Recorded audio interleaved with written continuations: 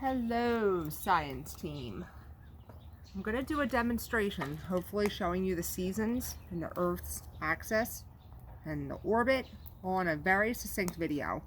The sun, not to scale in this video, represented by my pan fire in the driveway. Our Earth is going to be represented by this hamburger roll of potato bread. The axis right now, or the degree of tilt, is 23.5 degrees. It's going to remain the same no matter where I go around this fire pit. Right now, what you're going to see, all right, is here, if I keep this degree tilt, it's always going to be this way.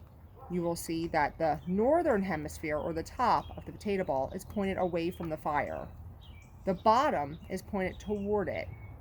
So the southern hemisphere would be experiencing summer because that is where the heat is. It's down below. It's more heat is coming up and hitting the bottom than the other side. And the top, or the northern hemisphere, would be experiencing winter. I'm going to rotate this way. You'll see that the stick doesn't move. And for those of you who said, what about the rotation of the Earth, that it rotates once per day? That would simply be like you roasting a marshmallow. Right here, the side is an equinox, right? It's getting the same amount of heat on the whole side, no matter how many times it rotates. So that each rotation would be a day there. Neither the northern hemisphere or the southern hemisphere are receiving more heat from my pan fire, and my axis is still tilted at that 23.5 degrees. As I come to the other side of my pan fire, again, so now we're half a year later, you can see the tilt is the same. The only difference here is now my northern hemisphere is pointed toward the fire. So the top of the potato bread, just like you were roasting a marshmallow, would be getting more heat.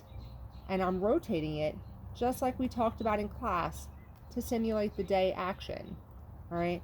Regardless if it's daytime or nighttime on each of those days, that top half is going to roast much more intensely than the bottom half. That is why it's summer. Even if I pull farther away, as we talked about, that during the summer in the northern hemisphere we're farther away from the fire, I can still feel the heat stronger here than I can even here by that 2-inch difference. One, my hand feels like it's somewhat, it could be getting too hot if I left it here. 2 inches back, it's actually quite comfortable, right? So that northern hemisphere experiencing, again, summer. I continue on that axis. Again, my pointer is still pointing in the same direction. And I come back around, and you'll see that the fire obscures or covers the potato ball, all right?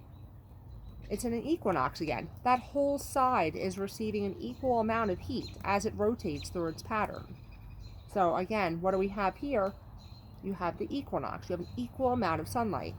We return all the way to the other side. The axis remains the same. Again, that 23.5 degrees. We come over here. Again, what's occurring? The bottom of the potato ball is now receiving more heat than the top.